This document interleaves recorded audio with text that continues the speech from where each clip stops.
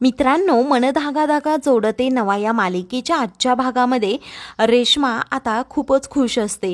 कारण आता सुधाने तिला विचारलेलं असतं की तू माझ्या सार्थक बरोबर लग्न करशील का.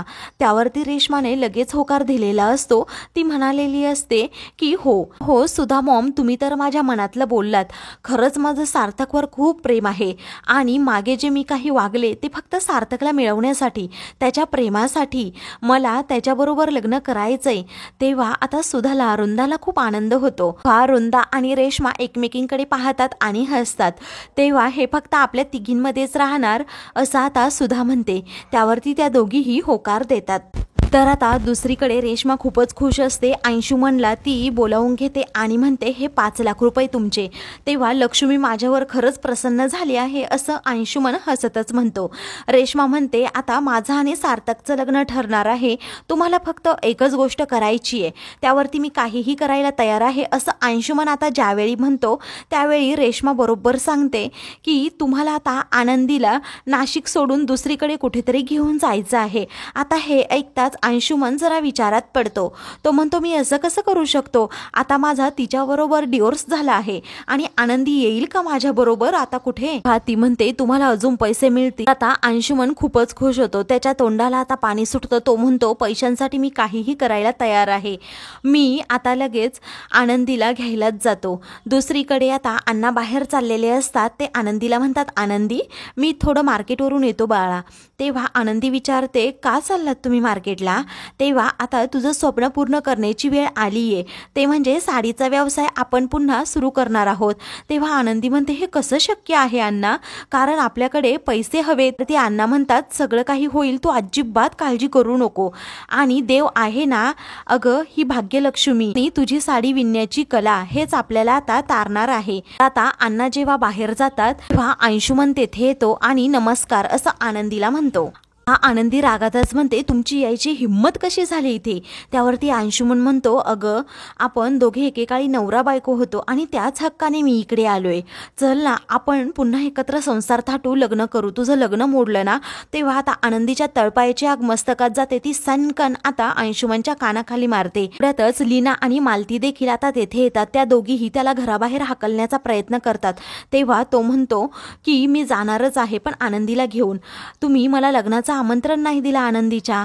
अहो कुणाची कधीही कशीही अशी तळतळ लागू शकते, त्यामुळेच हे आनंदीचं लग्न मोडलं असेल. लीना म्हणते तुम्हाला दुसऱ्या भाषेत सांगायची गरज आहे का, अगोदर निघा आमच्या घरातून. तेव्हा तो म्हणतो नाही ही भाषा मला समजते. तर मालती देखील म्हणते अगोदर निघा. त्यावरती तो म्हणतो सासूबाई अहो तुमच्या लेकीचा हात द्या ना माझ्या हातात. आनंदी रागातच त्याच्याकडे पाहते. तर आता पोलिसांना फोन करू का असं लीना म्हणते. त्यावेळी अंशुमन पटकन आता घराबाहेर पडतो आणि गालाला हात लावत म्हणतो आनंदी ही तू माझ्या कानाखाली मारली आहे, माझा अपमान केला आहे, तुला खूप महागात पडेल. तर रात्री अंशुमन हा रॉकेलचा डबा घेऊन तेथे येतो. आनंदीच्या घराजवळ येऊन तो म्हणतो आनंदी तू मला मारलं, तू मला झिडकारलं, आता याचा बदला मी घेणार. अगं तुझ्या आयुष्याची मी राखरांगोळी करणार. तुला उद्ध्वस्त होताना मला पाहायचंय, मला तुला भिकारी बनवायचंय. अशी रस्त्यावर जेव्हा तू भीक मागशील आणि माझ्यासमोर गयावया करशील तुझ्या चेहऱ्यावरचा ते दुःख मला पाहायचे असं म्हणून अंशुमन आता घराभोवती रॉकेल टाकतो आणि लगेच ते पेटवून देण्याच्या प्रयत्नात असतो. इकडे आता अण्णा अजूनही घरी आलेले नसतात. तेव्हा मालती आनंदीला म्हणते अगं बघ ना तुझे अण्णा अजून आले नाही.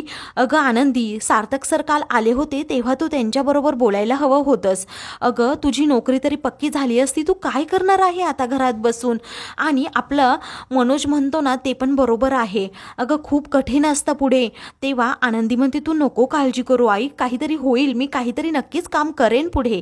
त्यावरती मालती म्हणते मी यांना म्हणते अगं साड्यांच्या बिझनेसमध्ये आपल्याला यश नाहीये तर कशाला हे धंदा करायचा उगीच. मी त्यांना किती वेळा डोकं आपटून सांगतेय पण बघ अजूनही मार्केटमध्ये गेले आहेत, आले नाहीत. आनंदी म्हणते आई अगं कसला तरी वास येतोय का गं, काहीतरी जळाल्यासारखा. मालती म्हणते हो ग कसला तरी वास येतोय. दोघीही आता बाहेर येऊन पाहतात तर इकडे घराला आग लागलेली असते. तेव्हा आता सर्वजण खूपच खूपच घाबरतात. लीना आणि मनोज अगोदर घराबाहेर पडतात. त्या आगीच्या विळख्यामध्ये आता मालती आणि आनंदी या दोघीही असतात. तेव्हा आता आनंदी थोडी मागे असते, कारण ती मनोज आणि लीनाला आवाज देत असते.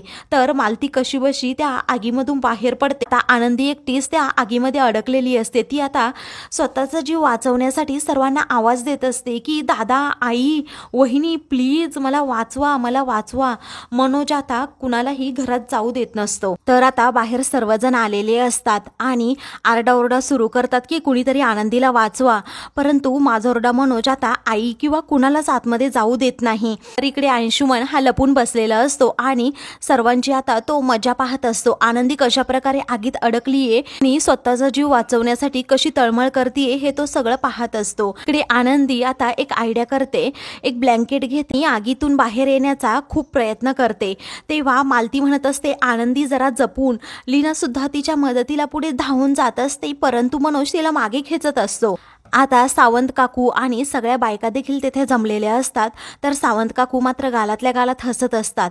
काही वेळाने आता आनंदी कशीबशी त्या आगीच्या विळख्यातून बाहेर येते आणि मालतीला मिठी मारते. तेव्हा सगळेजण आता आनंदीचा जीव वाचलेला असतो. आनंदी त्या आगीतून बाहेर सुखरूप आलेली असते. तर आता दुसरीकडे सार्थक हा रात्रीपर्यंत ऑफिसमध्येच असतो. तेव्हा आता सार्थकला सारखा आनंदीचा भास होत असतो की आनंदी ऑफिसमध्ये आली आहे आणि गुड मॉर्निंग सर असं मला बोलत आहे. पण आता आनंदी तेथे नसते. तो जेव्हा भानावर येतो तेव्हा बेनारे सर तेथे असतात. तेव्हा ते विचारतात, सर तुम्ही अजूनपर्यंत इथे काय करताय? तेव्हा तुमचं काम बोला, माझं एक काम छोटं म्हणूनच मी थांबलो आहे असं आता सार्थक म्हणतो. हा बेनारे म्हणतात, नवीन डिझाईनचा स्टॉक आला होता आणि त्यातून तुम्ही सिलेक्ट करणार होतात. त्यावरती सार्थक म्हणतो, जे काही आहे ते तुम्हीच पाहून घ्या आता. तेव्हा बेनारे आता ठीक आहे असं म्हणतात आणि मग तेथून जातात. सार्थकला सारखी आनंदीची आठवण येत असते. आता तो तिच्या डेस्क जवळ जातो आणि त्याच्यावरून हात फिरवत म्हणतो की आईने असं करायला नको होतं, आनंदीला कामावरून काढायला नको होतं, तिला खरंच खूप या कामाची खूप गरज आहे. तर दुसरीकडे आता घरातील सर्वजण त्याचबरोबर तेथे असणारे शेजारी पाजारी मिळून घरातील असणारी आग विझवतात. तर आता सावंत काकू म्हणतात की कशी लागली बाई ही आग, माहीतच नाही. अहो काय तुमच्या घराला 7:30 लागली आहे ना, काय माहीत. काल तुमच्या लेकीचं लग्न मोडलं आणि आज ही घराला आग लागली. तर अंशुमन आता इकडून हसत असतो. तेव्हा लीना ही सावंत काकूंना समजावू लागते, अहो काकू आता आग विझली आहे, तुम्ही का तो विषय उघडताय आता? त्यावरती मनोज म्हणतो पण हे नुकसान झालेलं. त्यावरती आनंदी म्हणते आपण सर्वजण सुखरूप आहोत, याचा आनंद नाहीये का दादा तुला? तेव्हा हे सगळं काही तुझ्यामुळे झालं आहे असं मनोज म्हणतो. तेव्हा आता आनंदीला तो प्रत्यक्षपणे दोष देऊ लागतो. आनंदी म्हणते अरे मी काय केलंय दादा? तेव्हा तो रागातच आणि मोठ्याने बोलत म्हणतो की जे काही झालंय ना ते सगळं तुझ्यामुळे झालंय आनंदी. तेव्हा आता लीना म्हणते अहो तुम्ही थांबा जरा, तिला किती वाईट साईड बोलताय, तुम्हाला हे शोभतं का? तेव्हा एक काकू आता पुढे होतात आणि आनंदीमुळे काय झालंय रे असा मनोजला जाब विचारतात. तेव्हा मनोज म्हणतो आमच्या घरच्यामध्ये तुम्ही कुणीही बोलायचं नाही असं म्हणून तो आनंदीला म्हणतो की अगोदर इथून निघ, तुझं तोंड काळं कर, अजिबात इकडे राहायचं नाही आणि ही आनंदी जिथे असेल ना तिथे कुणीही सुखी राहू शकत नाही असंही तो रागात म्हणतो. तर सावंत काकू आता आगीत तेल ओतण्याचं काम करतात आणि म्हणतात अरे ही बिचारी आता कुठे राहील, हिचं तर दुसरं लग्नही मोडलंय. तर आता मनोजच घराबाहेर काढतोय म्हटल्यावर आनंदी आता एकदम शांत होऊन जाते. तिला तर हा खूप मोठा धक्का बसलेला असतो. ती म्हणते दादा जर तुला एवढंच वाटत असेल ना तर मी हे घर सोडून जायला तयार आहे असं म्हणून आता ती घर सोडून चाललेली असते. तेव्हा आता मालती म्हणते अरे तू एवढाही निर्दयी वागू नको, तुझी सख्खी बहीण आहे ना, मग तिच्याबरोबर असं वागताना तुला लाज वाटत नाही का? आता माझी मुलगी कुठेही जाणार नाही असं मालती जेव्हा म्हणते तेव्हा मनोज रागातच म्हणतो ही जर गेली नाही ना तर मी आता माझं तोंड काळं करेन आणि मीच कुठेतरी निघून जाईन. तर आता आनंदी लगेच तेथून निघून जाते, आपलं घर सोडते. तेव्हा अंशुमन म्हणतो आनंदी आता बघ काय होतंय ते, आता खरा खेळ सुरू होणार. इकडे मनोजने मालतीचा हात आता पकडून ठेवलेला असतो. तर इकडे सार्थक अजूनही ऑफिसमध्ये असतो. तेवढ्यातच त्याला लीनाचा फोन येतो. ती म्हणते अहो इकडे खूप मोठा प्रॉब्लेम झालाय, घराला आग लागलीये आणि आनंदी सुद्धा त्या आगीत अडकली होती आणि आता ती घर सोडून गेलीये. हे ऐकताच आता सार्थकच्या पायाखालची जमीन सरकते. तो म्हणतो तुम्ही आत्ता सांगताय मला आणि तुम्ही तिला शोधा, काहीही करून प्लीज ती सापडली पाहिजे. तेव्हा सार्थक ठीक आहे असं म्हणतो. तर आता मित्रांनो, पुढील भागामध्ये सार्थक आनंदीचा हात पकडतो आणि तिला घरी घेऊन येतो। तेव्हा वृंदा म्हणते, ह्या अवदासेला तू घरात घेऊन का आलास? तेव्हा सार्थक खूप जोरात ओरडतो आणि म्हणतो, काकू अजिबात हिच्या विरुद्ध एक शब्द देखील बोलायचा नाही, असं म्हणून तो बाप्पासमोर आनंदीला घेऊन जातो आणि तिच्या भांगेमध्ये कुंकू भरून म्हणतो की आजपासून ही माझी धर्मपत्नी असेल, माझ्या पत्नीविरोधात एकही शब्द कुणी बोलायचा नाही। तर आता सर्वांना धक्काच बसतो। अशाच मालिकेंचे पुढील भाग पाहण्यासाठी चॅनलला सबस्क्राईब